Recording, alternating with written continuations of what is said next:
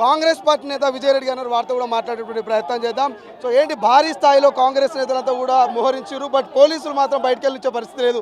వెళ్తారా BJP office దాకా? ఈరోజు మీరు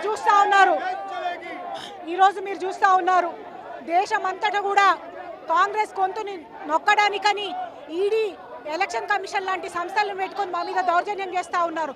కానీ మా రాష్ట్రమైన కాంగ్రెస్ ప్రభుత్వంలో ఏ సంస్థ పని చేసుకుంటా పోతుంది. పోలీసులు పనిచేస్తున్నారు. కాంగ్రెస్ కార్యకర్తలు నాయకులు వాళ్ళ నిరసన చెప్పడానికి వాళ్ళ ప్రయత్నం వాళ్ళు చేస్తూ ఉన్నారు. ఈరోజు మీరు చూస్తూ ఉన్నారు ఈడీ లాంటి అస్త్రాలను పెట్టుకొని ఎలక్షన్లలో మనను మానసికంగా వేధించడానికని మా నాయకుల మీద ఈడీ ఎంక్వైరీల పేరిట అదేవిధంగా మా అకౌంట్స్ సీజ్ చేసి ఎలక్షన్లకు పోయి గెలిచిన విధానము ఈరోజు ఏ ఎరాల్డ్ కేసు అవుతుందో ఆ ఎరాల్డ్ కేసు కొట్టేసడం చూస్తూ ఉన్నాము. మేము ఒకటే డిమాండ్ చేస్తూ ఉన్నాము, రాబోయే రోజుల్లో ఎలక్షన్ ఈడీది ఎట్లాగైతే బయటపడుతుందో ఎలక్షన్ కమిషన్ కూడా బయటపడుతుంది. మహాత్మా గాంధీ పేరు మార్పిరు గ్రామీణ ఉపాధి హామీ పథకానికి సంబంధించి ఏమైనా చెప్తారా? రామ్జీ అనే పేరు పెడుతుంది బీజేపీ.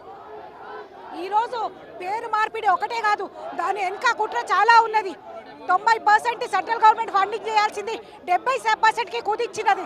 అంటే రాష్ట్రాల మీద భారం పెంచడానికి కేంద్రం ముందు కాలు మీద పడాలనే ఉద్దేశంతో ఈ బంగ్రేగా కేసు బిల్లును వాళ్ళు ఇచ్చేస్తా ఉన్నారు.